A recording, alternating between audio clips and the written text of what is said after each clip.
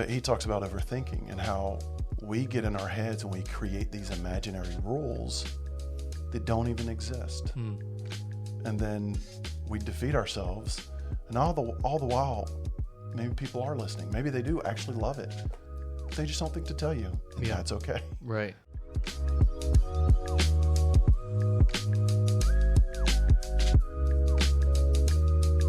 Good morning, everyone. Welcome to Sip&Awe, where God puts you on awesome. I'm your host, Brandon Windsor. And today in the house, ladies and gentlemen, we got Robbie Bowman. That's me. That's you. All right, Robbie, it's time for the sippy. Time to drink this Rhino coffee. Here we go. 3, 2, 1. Thank you, Lord, for the day that He has made for you and me. 1, 2, 3. Yeah, I don't tell people how to do this. I need to start doing that. Dude, tastes like beer. It tastes like... Tastes like alcohol. I told you, what if I came in here and turned everything into an ad? Wow, this coffee from Rhino Coffee is great. You can get this in Shreveport, Louisiana. Uptown. So what's up, Robbie? Nothing. Nice. That's what's up. Awesome. How you doing? That's a loaded question. Can't start heavy yet. I'm good. Good. I'm good. Yeah. I really am. It's, I'm always hesitant because the whole how are you thing, you ever notice, especially because we go to the same church. Yeah. So you ever notice, walk through the hallway, somebody's like, hey man, what's up? How are you? And then you get ready to tell them something. And they just, after the handshake, they just keep walking. And I'm like, there's certain things I just don't understand about human behavior. Yeah. And so I'm just like, okay, I'm good. I'm good. So I've learned just to say, I'm doing well. How are you? Yeah, but like honestly, on the inside, are you kind of like dying inside when you say that? It's not that I want to like verbal vomit all over everybody, but yeah, if it's the right person and like especially people you have a friendship with, when they ask, how are you? You just want to be like, I'm okay. Yeah. But I'm going through some stuff. Yeah. Yeah. And I feel like, especially as men, I don't think we do that enough. Because I know sometimes I can overdo it. Like once I start talking to somebody, but anyway, I didn't mean to answer so deep. No. Doing great, man. How are you? What's so funny is I think, honest to goodness, you're one of the only few people that I feel comfortable being real with. I'm good, but I'm dealing with some stuff mentally. Okay? Can I just be honest here? Yes. I don't know, and I've been talking to my wife about this. I don't know when it started. I don't know what the root of it is, but it feels like sometimes there's just this emptiness in my heart, and it comes and goes, and I'm just in a season where it's kind of back. And interesting. It typically, in the past, I would want to shut down, but I'm kind of motivated just to kind of keep going. Yeah. I don't know what the root of it. I don't know if it's just because I'm busy. I don't know if I'm not addressing something in my heart. I don't know what it is, but there's something in my heart. Yeah. I feel a little empty, but overall I'm good. I'm blessed. I mean, that's right. Things are coming in. And you're aware of it too. Yeah. I think that's a big deal. Yeah. Is being aware of it. So for me, we really are starting off heavy right off the bat. It's great. Come on. On the way over here, I was thinking about this. I love long drives because it gives me a chance to just talk to God and listen.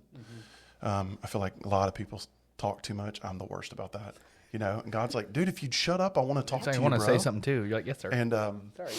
So I was thinking about how I really do think most of my life has been spent with mental health issues. Like my earliest memory, this is very sad, and I'm sorry for how I'm making this so heavy, but I remember being either kindergarten or first grade, and I remember at that time I didn't really know who God was. Right? I don't think we were in church yet, but somehow I just knew the concept of God, and it's just odd because I don't remember that being talked about. But I do remember I don't know that I prayed to God, but I prayed, and I remember saying something about not wanting to wake up when I went to sleep, which was, and I'm like, dude, that is way too young to be saying something like that. And that's kind of been the standard, sadly, most of my life. And one of the things we don't talk about as men is how difficult it is to undo the mental mess, because we do have this image, and men should be strong. We should be like the men of the house. I really do believe in those standards, especially in a culture where they're literally demonizing men. Mm-hmm. That I think it's up to us to step up to be the strong leaders. But somehow we've made talking about depression, anxiety, mental health issues, we've turned that into a weakness. Not talking about it as a weakness. You know what I mean? Mm. So being aware of it for you, I think, is a big deal. Yeah. And getting to the root of it isn't always easy. Right. It's working. That's something I'm dealing with right now. There's a book that I'm working on. Cool.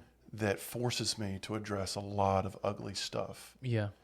And like, I'm always aware that it happened, but I've noticed that the more I write about it, and I'm not even really in the writing phase. I don't usually like to use apps for plotting out books and separating it. I like having a wall to put it on, but we have a sunroom that we turned into our master. We have a lot of people in our house. Yeah. So it's like we almost have a full football team. It's awesome, right? But who's the coach? Are you the coach? No, your wife's the coach. She would have to be, because I'm not very nice. I'm working on it, like sometimes I'll tell my kids something and I really mean it well, but I'll be like, I'll go back later and be like, that sounded terrible. Yeah, I'm sorry. I'm so sorry. Yeah. Second place is not first loser. Yeah. Yes, it is. It really is. Don't learn. It's not. Yeah. Be the best. Or don't come on. No, I'm just kidding. Yeah. You're not eating tonight if you lose. Dang it. This is a joke. Yeah, it is a joke. Welcome to Sip&Awe, where we joke. But I guess you can kind of share with me, like, where do you think I can start with addressing certain behaviors or thoughts? Or okay, so as Christians, the obvious answer is through prayer and fasting and the Word. But having a person to talk to, it helps. And it is and it could be counseling, but it doesn't have to be like you're literally seeking out a counselor. That's an issue for me because I can't find the right fit. And I do believe it's got to be the right person. We're blessed at our church. We have tons of pastors who, are unbelievably amazing. Yeah. And you specifically have so many really amazing people around you that finding somebody to talk to is I think it's easy. When we talk to people, like when we're forced to speak about the things we're dealing with, I think that's where we sometimes accidentally stumble upon the reason why we're having issues. Does that make sense? Yes. Okay. Because you say something, you're like, and I do this all the time. I'll say something and I'll sit back and be like, wow, that was interesting. And it catches me off guard. Yeah. Do you know who Jordan Peterson is? Yes. Yeah, love Jordan Peterson. I am a huge fan. I love his jackets. Dude, oh my gosh, his suits, bro. He's killing it. Yeah. So he talks about therapy, and he was talking about like the pros and cons of therapy. Yes. And then he said most of the time, scientifically, when it comes to therapy, people find a solution to their problem after they hear themselves talking about the problem. That's right. They kind of come to a conclusion like, oh, well, maybe then I should do this to fix that issue because they're hearing themselves talk it out. That's right. And so I'm a huge believer in what's funny. I used to not really believe in therapy. I don't know why. I think I was a little too spiritual. I feel like, dude, Jesus is our counselor. You don't need a human counselor. But then, I mean, which the Holy Spirit is quite literally described as being counselor. Right. That can be true. Yeah. And so now I'm a full believer in therapy and counseling and talking to people and addressing in church stuff. culture, it was frowned upon. Again, for men. I knew tons of women who were going to counseling, speaking very highly of it, but almost no men. Yeah. It's odd. Yeah. And so, if we normalized finding a proper counselor, I think, there's that power of talking stuff out. I do it alone all the time. I really do. Like, I feel like maybe I'm bordering on going like crazy. because maybe I talked to myself a little bit too much. Hey, I read a thing that said people that are geniuses talk to themselves a lot. Praise God. I talk to myself Throwing all the that, time. I talk to myself all the time. I'm so smart. But I think part of it is I just need to, it's not just figuring out life's problems. It's also like, I'm such a dreamer. My dreams, I let them die a long time ago, and I was just existing. Mm-hmm. And for somebody who's a creative, to say that I have an overactive imagination is like one of the biggest understatements. Mm-hmm. So it makes it very hard to sleep when you're this way.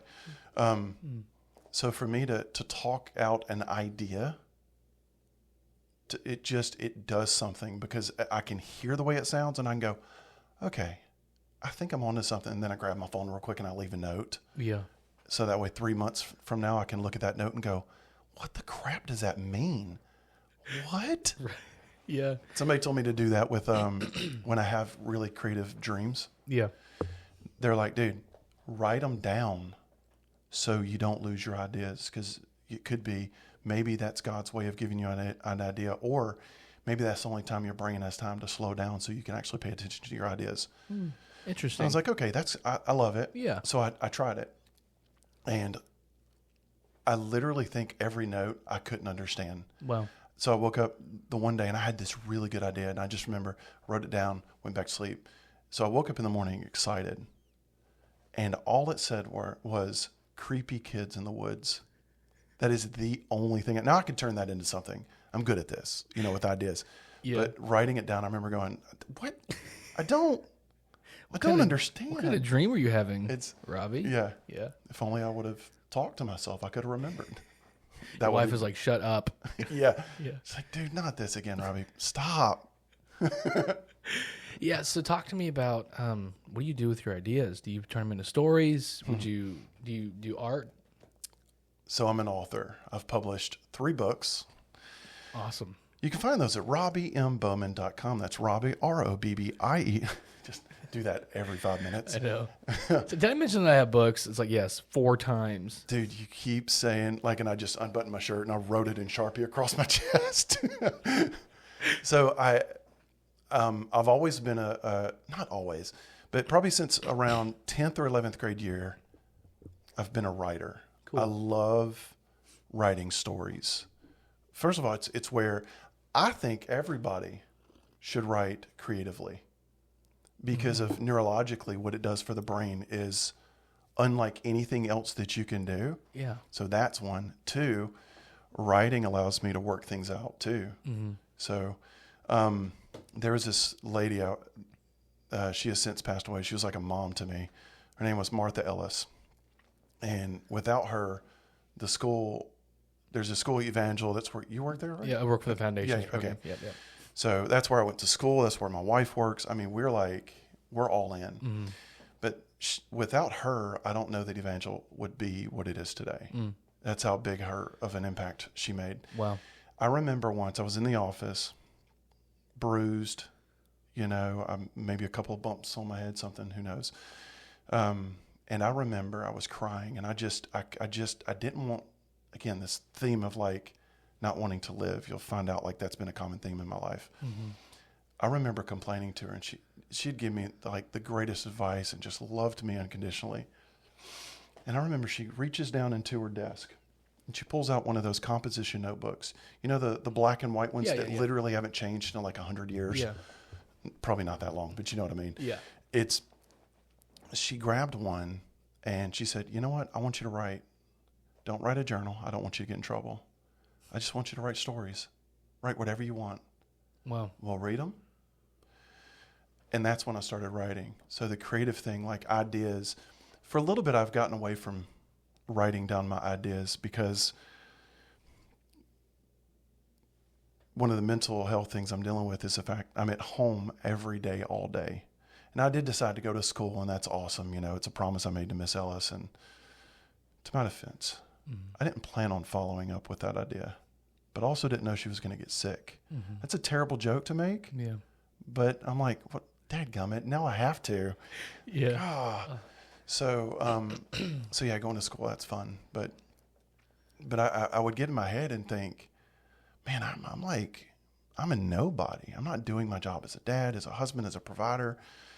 And, the whole disability thing's getting in my head, and the pain that I deal with. And so I stopped writing because I thought, what a dumb dream it is to think my books are going to take off. Well, and it's one of those who's really going to listen? Who's really going to read my books? It's and I found out a lot of musicians deal with this. That's creative. Say you have a song idea and you're excited about it. You spend countless hours coming up with the words, the music, and you put it out there and you're right? Yes. Yeah. And then we can't help the fact that we can see our activity on social media. Right. And you barely get any views. And it's what? Mm-hmm. And that's where I would defeat myself. Okay, clearly nobody cares. So why should I? But I'm getting back in the story writing mode because it helps. Yeah. And I love it. So I'll write down an idea. And I love using writing prompts. Those are fun. Cool. And they're so much easier to get now because there's a lot about AI software that I don't like, but there's a lot I do like. Mm-hmm. And I went in and I just typed in something give me 10 genres to write short stories. It gave me 10 actually. Mm-hmm. Yeah. Turns out it did what I asked it. Wow. And so I went through those and I decided, okay, look, if I were to write one story a week, I need to pick the 4 genres that I feel comfortable writing in. So I found the 4. So then I say, okay, give me 12 writing prompts for Thriller. The Michael Jackson song. No, I'm just kidding. No, right. The genre. Actually, Jeffrey Polk was on the podcast. He was. Him and I were making that joke because he's, I go to him to get my hair cut.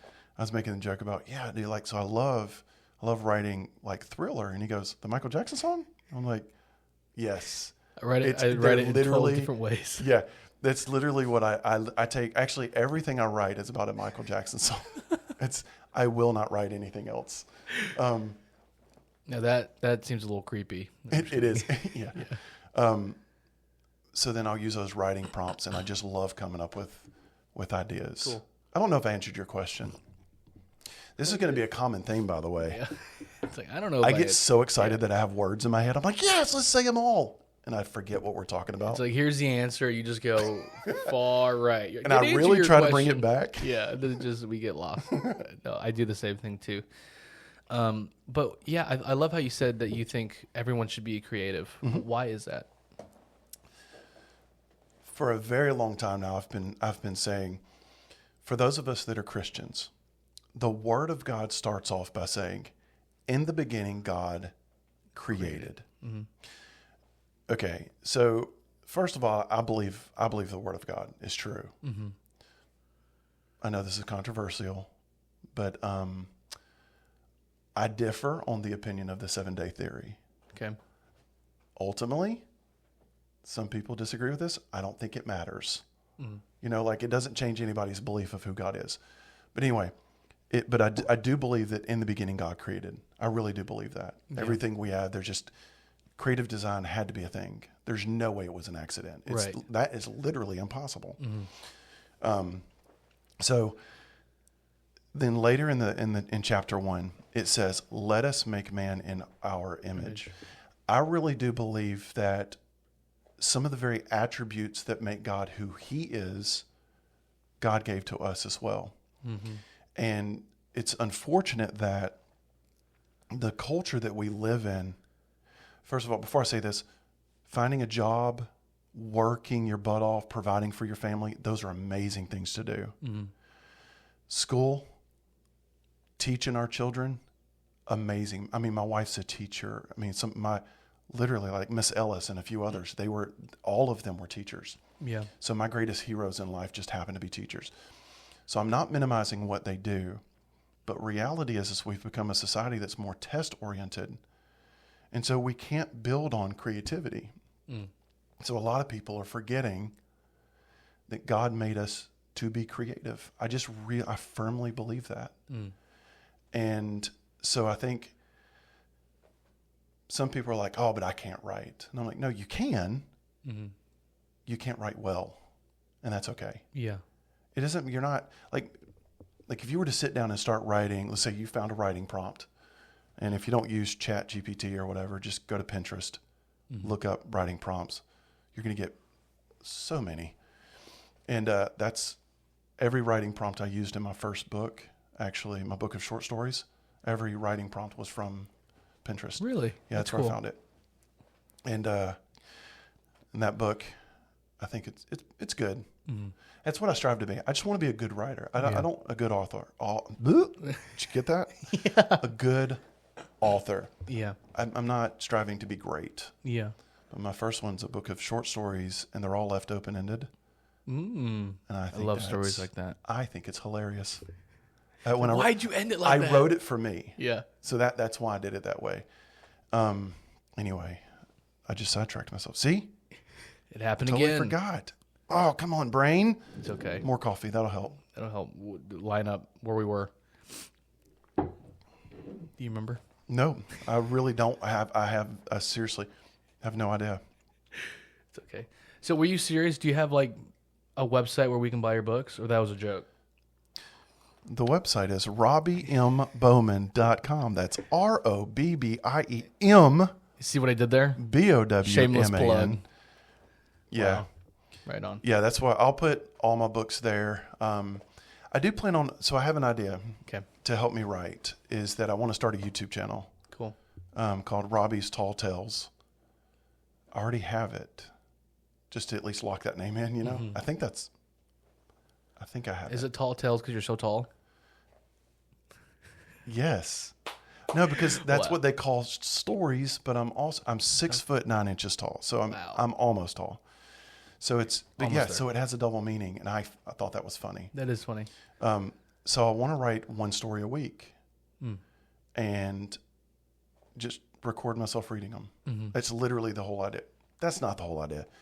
I always have a bigger purpose for everything I do now. Like pretty much anything I approach for business, you know, because I really do believe God created me to be creative with my business ideas. But up until this point, I've just been too afraid to chase them. So for that one, like I wouldn't technically have to write a book for everything. That's been my issue, because with every idea I have right now, I could actually pull it up on my phone and show you. I don't think anybody should ever just write one story. All right, so let's say you're like, dude, I have this amazing story that's about, you know, this guy that's homeless and he discovers, I better not do this because I'm going to give myself an idea. So anyway, you give an idea and you're like, this is the story, here's the book. And a lot of people stop there with just one book. And I'm like, okay, how can you turn it into at least 3 books? And so if I were to use that concept, which it's easy, that if I started writing 1 book a month right now, it would take me, I think I figured out it would take 12 to 13 years for me to complete every idea I have. Wow. Which is ridiculous. That's scary. But being able to, instead to maybe take some of those ideas and use them like on a platform like YouTube or whatever, I think that would be fun. Yeah. So that's one way that I'm going to use. And then I'll probably put those on the website as well. Cool. We'll see. Yeah. It's all action. I think that's my problem. Yeah. Applying action steps, because I'm legitimately afraid. Do you think that's why a lot of people aren't creative, because they're afraid? Absolutely. We're afraid of being judged. Yeah. Right? Like, what if I do this thing and it's not enough? Or what if it's terrible? You know what? Who cares? There are a lot of people that when they read my books that I have, they're probably not going to like it. Especially book snobs. If a person is a book snob, mine aren't the books you want to get. Yeah. And I realized that this is how I came up with this. So the first book is just a bunch of short stories.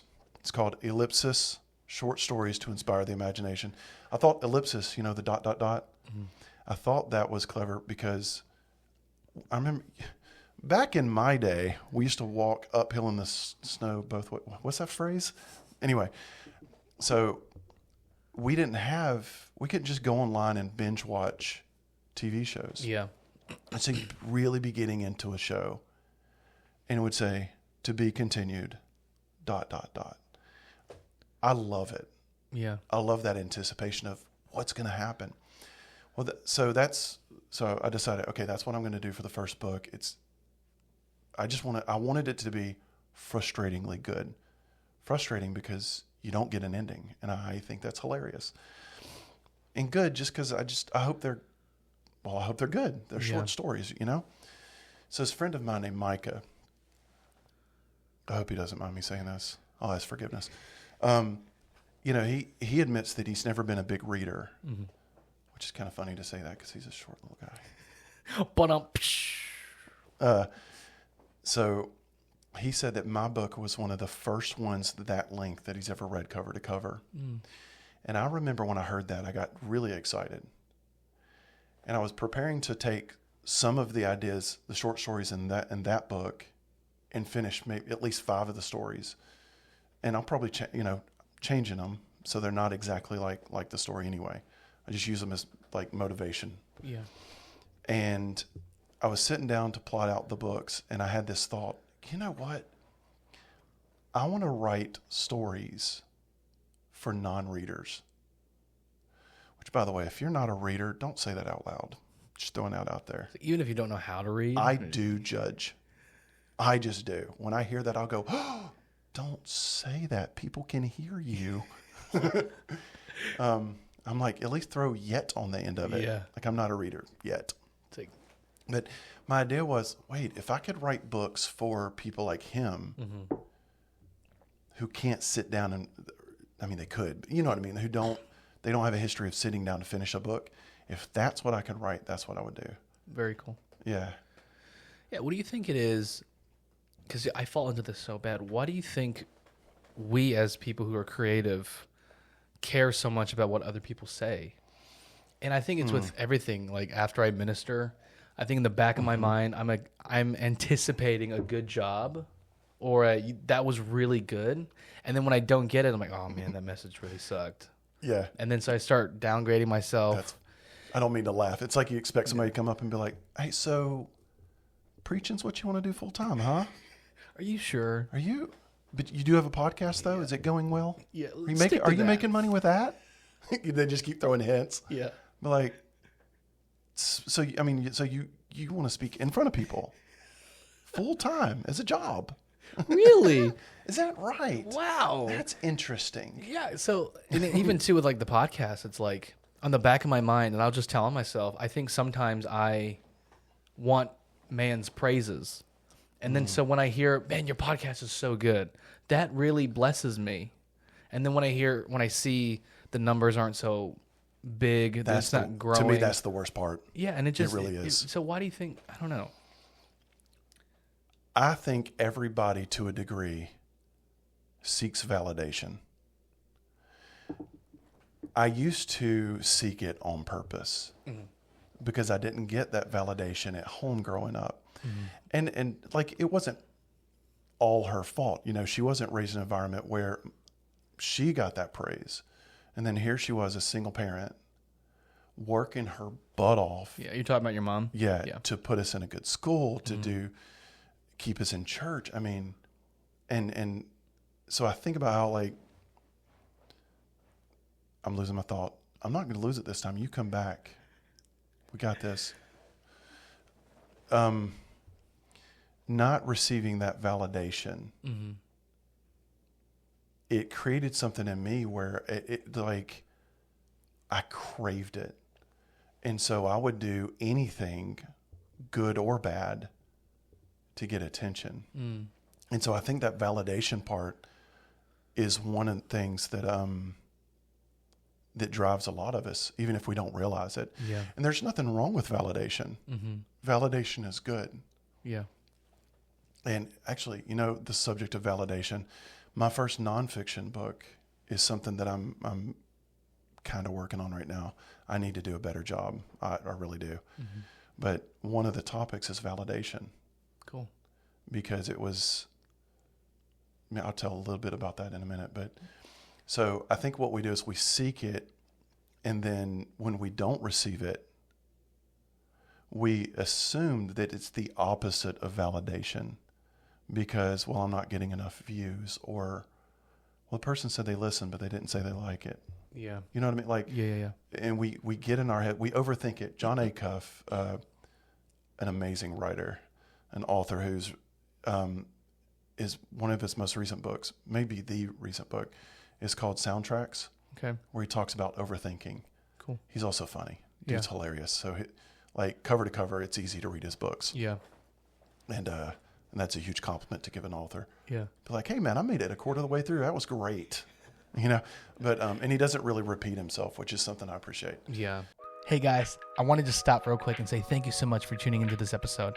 I want to challenge you with something. If you know someone in your life that you know that they would like this episode, stop what you're doing and send it their way so that we can keep growing the Sip&Awe family. All right, thank you for sharing, and let's get back to the episode. But he talks about overthinking and how we get in our heads and we create these imaginary rules that don't even exist. And then we defeat ourselves. And all the while, maybe people are listening. Maybe they do actually love it. They just don't think to tell you. And that's okay. Right. Like, I don't need everybody to come up and go, Robbie, what a great...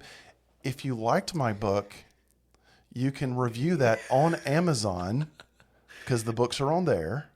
Or go to Robbie. Or go to RobbieBowman.com and click on the book and it'll take you to Amazon. It's like I thought of this for you. Are you just using my show to... You're just kidding. Yeah, I'm just going to do it all the way through. Validation's a big one. Yeah. It's because it's hard not to, in my opinion anyway, it's hard not to seek that. It just feels good when somebody gives you an attaboy. Mm-hmm. Like there was one day, our senior, I don't know if he's senior pastor, what he is now, but Big Denny, Pastor Denny, came up to me one day and he's so good at praising people anyway. Mm-hmm. But it was something that was so specific that let me know that he was paying attention. Yeah. That nobody else had thought, outside of my wife, nobody else had praised me in this area. Wow. And when he did, I just remember walking away thinking, like, I need to go write every book I've ever wanted to write right now while this emotion is high. Wow. Because it felt good. Mm-hmm. Have you ever been in the situation where someone validates you, but you don't believe them? Literally all the time. What? Yeah, I fall into that too. It's like, dude, you're doing that was so good. I'm like, no, it wasn't. Do you think that's just me being self-critical? We know how we can grow and be better. Mm-hmm. I think that's part of it. Yeah. Like, you've got to start somewhere. Mm-hmm. There's a Christian influencer on YouTube named Sean Cannell. Okay. He's amazing. He helps people grow like YouTube channels and other things, but that seems to be the focus.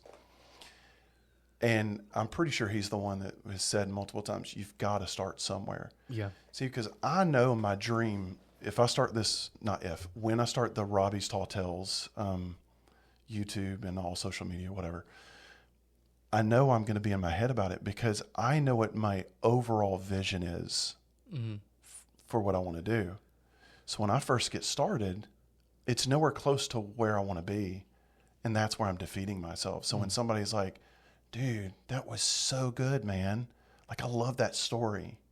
I'd be like, I'm like, thanks, man. Yeah. I try to be positive, and I'm bad at taking compliments. So I'm probably like going, thank you. But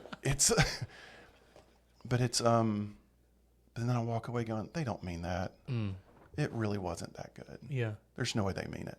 Yeah. Do you think people should learn how not to seek validation, or is there a healthy, beautiful balance of seeking it versus not seeking it, and it just kind of falls in your lap and you're like, thank you. That means a lot. I think a safe place to be, obviously, is to not seek it. Mm-hmm.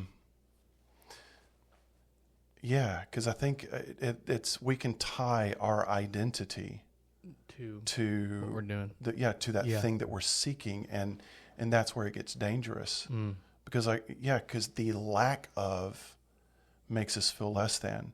And no matter what we read in the Word of God, no matter what God is telling us privately through His Spirit, none of that matters, because in our minds, we still don't feel like enough. This is something I'm dealing with literally right now. Like right now, sitting here. No, but no, in my life, I'm dealing with, like, feeling less than. Mm-hmm. And so when I do get validation, I'm in my head too much about it. Yeah.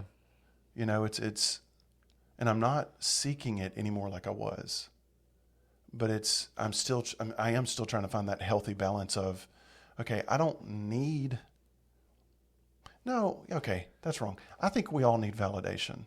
To say we don't need it, that's a lie. And there's a lot of people in that like self-help industry that say things like, well, you don't need validation. Yeah, you do. Mm-hmm. You need validation. Yeah, I would agree because proof is in your like in kids, like my kids. Mm-hmm. I watch when they light up, and this is something I'm correcting as a father because it can be a little bit too harsh. So what I want to do is I want to correct my behavior by finding things to praise in whatever it is they do. So that validation for him, I just watch as they perk up, and I'm like, okay, if that is something natural that the kids already have, then clearly validation is something that maybe God put there for us. Yeah. So maybe? Yeah. I don't know. I'm working this out right now as we're talking. And two, I think validating things that actually need to be validated is going to build their character versus like participation medals for little kid sports. So stupid. It's like, it is. Your kid did nothing and they got a trophy. I think it's one of the dumbest things that we do in our society, especially Western culture. We do that. Yeah. And you have these other places that are creating. There's a lot we could say about cultures. I totally get it. Okay. But I'm looking at their kids who are like winning. Mm-hmm. Yeah. And we're over here. Oh, there's so many things I want to say. Say it. No, it's just that we've created a generation of trophy seekers. Yeah. And so because of that, we have these weird blue-haired crybabies super gluing themselves to highways because they don't know the real facts about life. Mm-hmm. You know, they're wham all over the place and they're ruining things. Yeah. And I think a lot of that is because, participation trophies, feeling the need to validate the wrong things or the right things in the wrong way. Yeah. And, you know, the whole trophy thing reminds me of this guy named Bill Whittle. And no, he shared this publicly, so I know I can share it. Again, if I can't, I'll ask permission or forgiveness later. Yeah. But he is in the multi-level marketing world. He's super successful. Dude, that word always gets me too. Every time. Do you know on the way here, I thought about this? I thought there are certain words I know that I struggle with and that I say the wrong way. And it's going to come out. And here it is. Whatever. I don't care. Success. So he's very kinky. And he's a multimillionaire many times over. And when his son was really young, they put him in a basketball league. And they started giving away participation trophies to every team. And he hated it. Wow. So at the time when this happened, they didn't have some of those other leagues, the AAU leagues and whatever there are. So they went, and I don't remember all the details, but they created one of their own so they could have, meaning him and a guy by the name of Collis Temple. That's a cool name. It is. It's a great name. I believe Collis Temple, the dad, was one of the first African Americans at LSU. Which is pretty cool. That's cool. Yeah. So they partnered together and they created their own league with no participation trophies. And I bet you, I'm serious about this, I bet you if you were to follow those kids versus the others, guarantee there's a drastic difference. Yeah. You know? I just think with kids, you got to teach them how to lose. Mm-hmm. Like, teach them how to lose. Yeah. And I don't know. Keith Craft, a pastor, motivational guy, buff, dude, one of my good looking. I'm serious. I'm such a fan of his. I listen to podcasts. I watch the sermons. I stare at him through his. No, I'm just kidding. I'm a peeping Tom. If I just kept making watch it really his family weird. dinner. I have hair clippings. No, I don't. I sniff his seat after he leaves the church. That's weird, man. Well, thank you for tuning in. No, I'm just kidding. But he has a book that's just came out on parenting. Yep. Okay, he shouted that out. It's really good. Yeah. Cool. I'm in the middle of reading it right now. Cool. And he was one of the kids talked about, I think it was one of his daughters, the idea of teaching your kids how to lose. And the question that she wrote about was that the parents, Keith and Sheila, is that her name, Sheila? Yep. Yeah. Sheila. That they would ask, okay, did you study your hardest or did you work your hardest? Did you do everything you were supposed to? And then they would say, okay, then you really did do the best you could. Mm-hmm. It doesn't make losing what we're striving for. You know what I mean? Yeah. But it does mean like, hey, dude, if you really did try your hardest, good job. And we had this situation with my daughter Scotland where she didn't do so good in something. And so just reading that, I was like, this is my moment to shine, dude. Yeah. But it's also to teach a very valuable lesson. And I asked her, I said, okay, with that specific thing, do you think you've practiced your hardest? Mm. Did you really work at it? And she goes, I don't think so. I'm like, okay, then there's your answer. Right. You know, God will always honor hard work. You know, you look at people in the Bible that he used, he didn't use the best of the best. Mm-hmm. He used people that were willing to go and do. Yeah. Am I saying that right? Yeah. Yeah. What set me free too, especially with speaking and ministering and podcasting, is God used people who their speech wasn't that great. Yeah. Moses stuttered. Mm-hmm. Paul says that he didn't come with elegant words. He just came to preach. The dude was a scholar. Dude. He was. So I'm like, you had some eloquence. Like, yeah. Come on. But I'm currently reading a public speaking book, how to public speak, because I have a desire to speak well. Yes. Because I feel like that's an area that I can grow in. Mm-hmm. And the very first chapter is God. The greatest tool that we have as human beings is our mouth, is communication. And if you cut yourself short, look at the Bible. God uses these men who they specifically say they weren't great speakers, but they knew that they were called. That's good. Yeah. And so I know that there's some, I don't use big words. I don't use eloquent words like Paul, but like we all have a message and we all have a mouth. And so use it as a tool. Yeah. I agree. Yeah. Communication is one of the coolest things. And that's why I love podcasting. So, yep. Yeah. It's good. Yeah. I love podcasts for me are fun. Mm-hmm. I for the longest time I didn't listen to podcasts because I really thought like, gosh, that seems so boring. Just listening to people talk. Well, no, because I don't mind. Like I would watch podcasts. Right. Right. Like yours has a video component. Yep. And head over to YouTube and type in SIP, SIP, and all. But I would watch podcasts, and so then I started listening, and I actually like long-form podcasts. Me too. Sometimes, you know, like there are those who, like Keith Craft and others, who have shorter versions. Mm-hmm. They give you these little nuggets of truth. Mm-hmm. But most of the time, I need to be able to listen to something, pause it, come back to it. Yeah. It just, I like it. Yeah, and I started taking this podcasting course, and they were saying statistically people would rather listen to a podcast rather than watch it. Mm-hmm. I'm a watcher. Yeah. So I used to listen to Joe Rogan a lot. I would just sit there and watch his podcast. I think visually context matters too. Like when they're laughing or if I don't know, there's something about body language, all of it, that it does add an interesting element. Yeah. But you're right. Being able to speak though, like properly, maybe even one day stay on topic. There's a thought. Yes. But it'll, but I think podcasting is a great platform because it gives power, I think, back to the people. Because used to, the platform for any kind of public speaking was granted, these are people who've honed the craft and they're you're well-known people and this is how they make a living.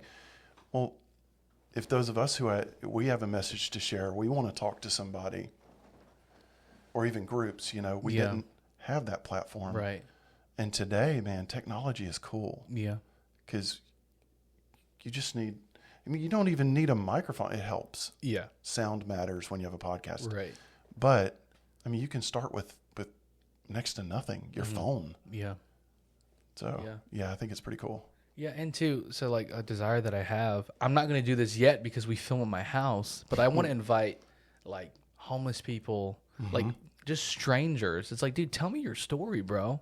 And obviously I'm not going to do that yet. That's crazy. I've had that same idea. Yeah. No, literally I've had it. So. Do you know Soft White Underbelly, the YouTube channel? No. So I think it's called Skid Row. I love the name though. Yeah, so that's Soft White Underbelly, dude, amazing channel. So this guy, I believe it's called Skid Row. It's in California. It's this huge road just filled with drug addicts, prostitutes, and he will set up shop on Skid Row and he'll just interview people. The craziest stories. That's so smart. Yeah, and so he discovered a family called the Whitakers. I don't know if you've heard of them. They're the most inbred family in history. Look. And so he went there. If you told me to guess where that was going to go. That was like the last. No, it wasn't even on the list. You could have we'd have been there for hours. You'd be like, nope, that's not it. But yeah, so he met the most inbred family in history. What? And he interviews them, and it's nuts, bro. Like stuff like that is very interesting to me. Yeah. It's like be able to talk to police officers and firefighters and just do. Anyone and everyone is welcome on this show. But of course, not yet, because I'm not going to invite some weird homeless dude to my house. I think that's a safe call. Yeah. So we'll get there. But yeah, that's cool. But I love that idea. I totally believe that everyone has a story, everyone has experiences, and everyone has things to share. I'm big on the everybody has a story. I have a tattoo of a... You just take off your shirts on your back. It's a full back piece. It's like a flying eagle. It's on my butt cheek. It goes down to my butt cheek. So I have a quill pen that's writing the numbers 50-20. Cool. So I love the story of Joseph in the Bible in Genesis. It's just, you talk about unfair. Literally everything that happens to this guy is unfair. And if you don't know the story and you're reading it, it's like, dude, come on, let this guy catch a break, man. Yeah. And at the very end, after everything is done, his family is safe, and he, Genesis 50:20, he says, what you intended for me was for harm, but God meant it for good. Now dude, my nose is itching so bad. Most pastors, I don't think I've ever heard a pastor use the full verse, ever. The rest of it is, God brought me to this position so I could save the lives of many. So for me, the reason why it's so personal is because I believe our story matters. Yeah. And mine's pretty messed up. Yeah. I've done some really stupid things that should have wrecked my life. I was just so lost in my brokenness and in sin that I did bad things. But just back to the story thing, like I love the idea that our stories matter. They do. they really do. To me, I've had this happen so many times that maybe so I love being transparent with struggles. And a common thing for most men, prepare yourself. Here we go. Is you can pause it if you want to. Lust. Yes. Yeah. In its many forms. And we have technology. It's easy to just pick up our phone. There's another thing. Yep. Most men know what they want to look for. Yep. Right? That sin, it's ugly, but we don't talk about it because it's the no-no topic. And so living a life of transparency, when I talk about any struggle that I've had and sharing my story, right, because our stories matter, that somebody will always come up to me. Not in front of everybody. Men, I don't know why this is a thing, but if we're in like a connect group, like our church is really good about having these groups where, Maybe you want an all men's group or a women's group or one for families, right? We have all of that. I could say something really cool, right? Just really trying to help connect so maybe we can get some people to be a little bit more open. Yeah. Men won't do it. Rarely will they do it. But just recently, I had 3 different guys come up to me separately and go, hey man, when you said that thing, bro, that meant something to me. Cool. I've been struggling with fill in the blank with whatever it was. To me, it's the proper Me Too movement. Yeah. Step on some toes there. Huh? Hey, you yo. wackos. It's terrible. It's that moment when somebody can go, wow, dude, me too. I struggle with that too. I'm so glad I'm not alone. Yeah. That's what sharing our story does. It lets people know that we're like, how many times I've heard somebody else say something, I'm like, dude, thank God I'm not alone in this. There have been times I legitimately had the view that I'd messed up one too many times, that maybe I was God's cosmic punching bag. When all of you sin, he comes to me and he's like, I need somebody to take this out on, man. Come here. I kind of had that mentality because I'm like, dude, this sucks. Yeah. But when somebody shares their story of how they struggle and I can connect with that, that's where freedom is, because now confess your sins one to another. Now we can practice that because somebody was brave enough to share their story. Yeah. So now I can find freedom from my struggles.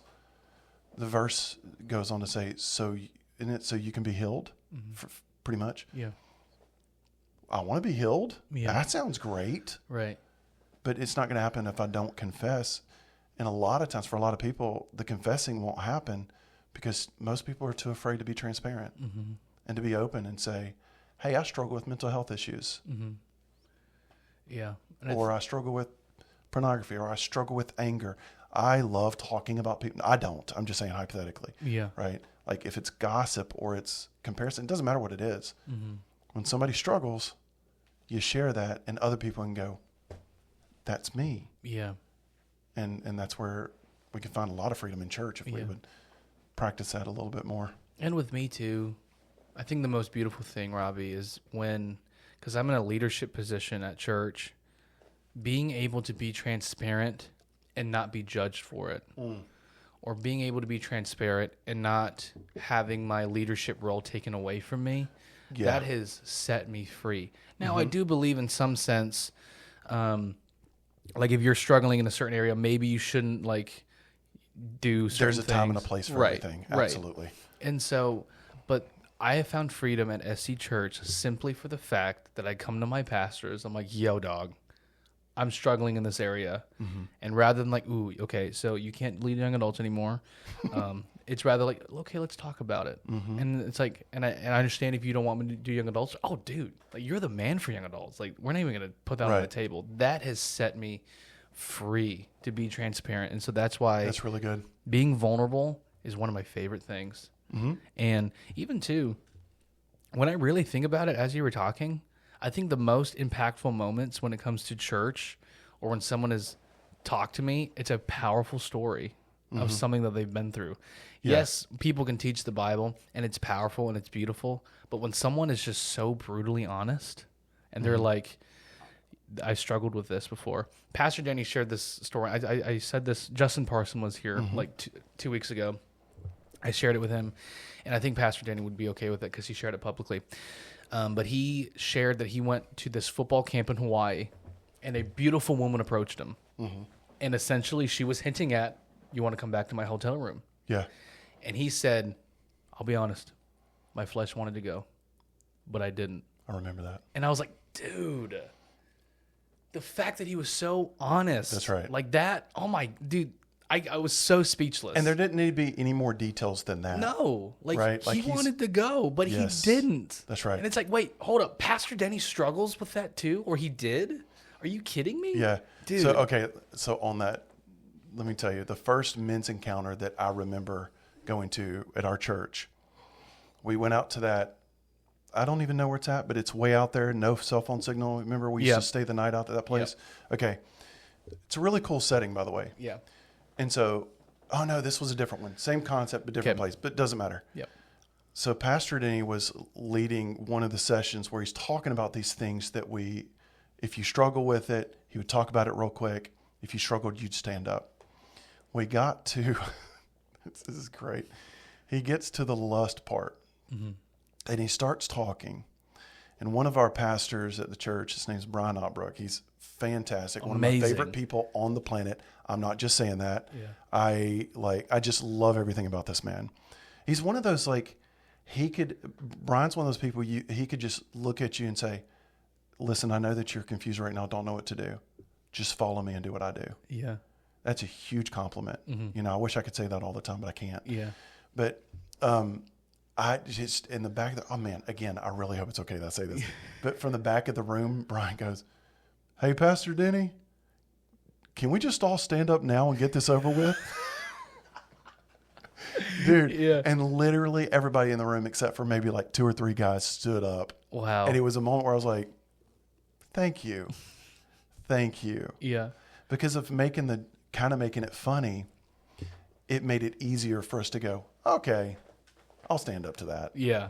But talking about the transparency of being honest, and yeah, I love it when pastors, people in leadership, I love it when they say just enough to let you know, hey, dude, none of us are immune to this thing called life. You know, you become a pastor and all of a sudden it's like, oh man, holy. The fiery darts are nowhere to be found. Yeah. This is fantastic. No struggle. This is great. I just got more money. What? No, there's the same things that we struggle with, they do too. Yeah. So when they give those little glimpses, man, I'm just back there fist pumping yes, like Tiger Woods. Yeah. I think my very first time, so when I first got saved, I would meet with my youth pastor every Tuesday. We'd read books together. It was awesome. We'd go to Starbucks, and every Tuesday he was great. But then there was this one Tuesday he walked in, you could just see it on his face. He was like, Brandon, I'm struggling. And I'm like, hold up. And I'm freshly slaved. I'm like, wait, pastors struggle too?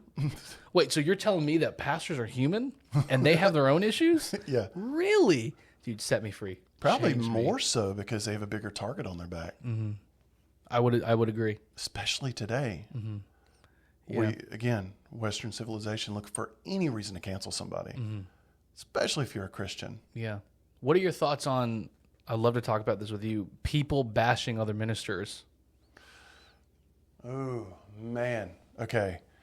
Here we go. There's some pastors that are very easy to bash. Okay. I'm not going to name any names. It's no.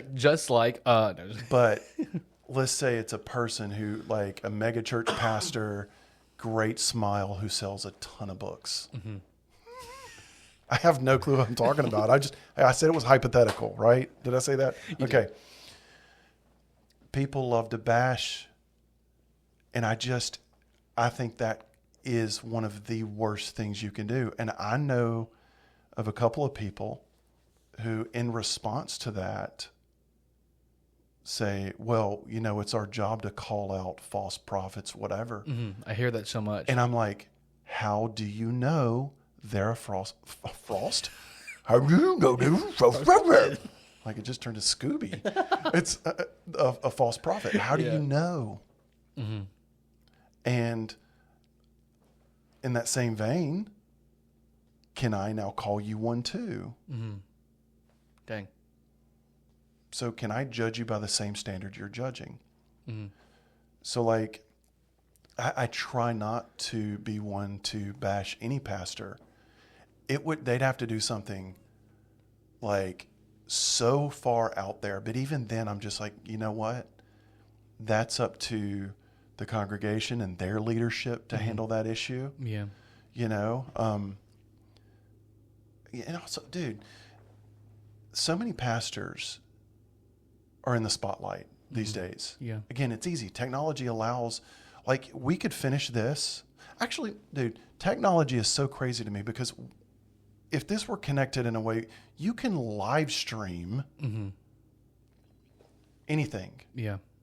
I get people are going to be like, oh, he's old. And no, I'm just fascinated by, I get how it works, but it's also the closest thing to magic to me. how does it get from this thing and somehow is on the it's just there? We're not amazed by this. Yeah. You know, even though I know how it works, it's still, but it's easier to be seen. And so now you have all these pastors, and what if they are off one Sunday and they say something that if you take that one clip is taken out of context? There's one pastor came under some heat recently for something he said. And I'm like, dude, I've read this dude's books. And not once have I read the book and seen something and gone, buddy, that's off. Mm-hmm.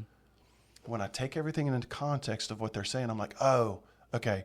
He may not have said that the right way, but I understand what he was saying. Mm-hmm. I totally understand what he was saying. Yeah. And you're falling into the place where pastors can't even dress a certain way. Because there was a pastor was getting heat for wearing a sweater that was over $1,000. I remember that. And then my thought was like, what if that sweater was a gift? No, you don't know. Go the other way. Who cares if it was $1,000? Yeah. Okay. What about Joel Osteen? This is a man who's very successful, takes no money from the church. Mm-hmm. And the dude has an amazing career as a businessman with speaking engagements and with books. I mean, the dude's books are in Walmart, dude. Okay?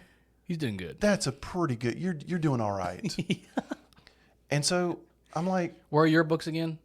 Go to Robbie. If you go to Robbie M. Bowman, I thought that was a stab like, yeah, and where are your books? I'm like, listen here. I'm sorry. That buddy. was not a stab. Yeah, your books aren't at Walmart. Just kidding. So now we're going to talk about finding a fence where there is none. But so who cares what kind of house he has? I don't. I'm like, dude, I'm pretty sure it wouldn't matter if he turned over his financials. If any of these big mega pastor church people, if they turned over their financials and you saw, wow, dude, they're giving more on an individual level than like all of Louisiana combined or something, you know, that's where I'm from. Like, maybe not really, but you know what I mean? Like, even if they were, people would still be like, yeah, but they should. And I'm like, dude, shut up. Yeah. Just let's go to the deeper issue. Mm-hmm. You're jealous because you're working your 9 to 5, probably more than that actually, making next to nothing. Inflation's on the rise because you probably voted for the wrong person because you voted on your feelings and not fact. Yeah. And now you're crying because somebody has more money than me. Who cares? Mm-hmm. Celebrate them. Mm-hmm. Celebrating somebody doesn't mean you agree with everything they say. Yeah. Or do. You can still celebrate people, you know? Yeah. And no, that's not saying, I feel like these days you got to be careful what you say too, because that doesn't mean you, like the Rainbow Vomit community. Mm-hmm. Like, you don't have to celebrate their lifestyle, but you can still find ways of celebrating an individual in a way where it makes coming to Jesus appealing. Mm-hmm. You know what I mean? Like, anyway, sorry. No, it's great. But the bashing pastors thing, man, I cannot get my mind around that one. Yeah. I just can't. I think a pastor I'm really proud of, I don't know if he's a pastor anymore, but you know who Carl Lentz is? Yes. Okay. Have you seen what's been going on recently? Mm-mm. So proud of him and his wife. Mm-hmm. So everything happened like 4 years ago. Mm-hmm. And so they recently came out with a podcast, and they're just basically spilling the beans. And they're talking about what he did, why he did it, how he's been struggling, why she stayed married to him. Nice. And it is awesome. And I'm like listening to these episodes. You know how many people are probably mad about that? Oh, for sure. Like, how dare you be honest, man? Dude, and I was reading the comments like, I can't believe you would stay with him. Like, he cheated on you and stuff. Like, so then you don't understand the Word of God then, do you? Yeah. Look, I know that's a grounds for divorce before everybody gets all their feelings hurt. Mm-hmm. But you know what? Our pastor, Pastor Denny, he was, I remember one sermon, he said, you know what? My wife would never do this. But let's say that my wife committed adultery, which is probably one of the worst acts you can do in a marriage, right? He's like, you know what? That would not be the reason why I choose, like I would leave. You know, I feel like it should be the reason. Gosh, there's so many caveats to this, obviously. Yeah. Okay. You can't just make a blanket statement. I totally get that. Yeah. But for the most part, I think some people are just looking for a way out. Mm-hmm. And there need to be more people in the church that choose to stay in, as long as both people, there's no abuse, obviously. Right. And they're both willing to literally come together and go, no, look, what God joined together, no man is going to come in between. Mm-hmm. No person. Yeah. But what's so beautiful is Carl Lynch's wife, she stayed because she started to find out, like, all this happened because of past trauma. That's right. And so she started to see the struggles that Carl was going through. She's like, oh my gosh, like, of course I have to stay. Like, because she loves him so much. Yeah. That's like the most beautiful thing. And that doesn't make an excuse for it. Right. It just means, well, it's like, okay, like we started off like saying, you don't understand where the root of the mental health issues are coming from. Mm-hmm. A lot of people don't know. Mm-hmm. Like for him, he probably didn't even realize it. I haven't listened to it. Yeah. But in a lot of cases, we carry around stuff and we don't understand. Right. And then it manifests in a different way, especially in that way. Mm-hmm. I mean, literally the world is watching. Mm-hmm. And they chose to work it out. Yeah. And figure out, okay, where did this come from? Yeah. Let's fix it. Let's address this so it doesn't happen again. Yeah. Let's address it so this isn't a generational curse that goes to our children. Mm-hmm. Yeah. How about that? Yeah. So all I got to say, Carl, so proud of you. Yeah, well done, dude. So awesome. When that came out, I was like, dude, yes. I'll have to go back and look at it. Yeah, so that's good.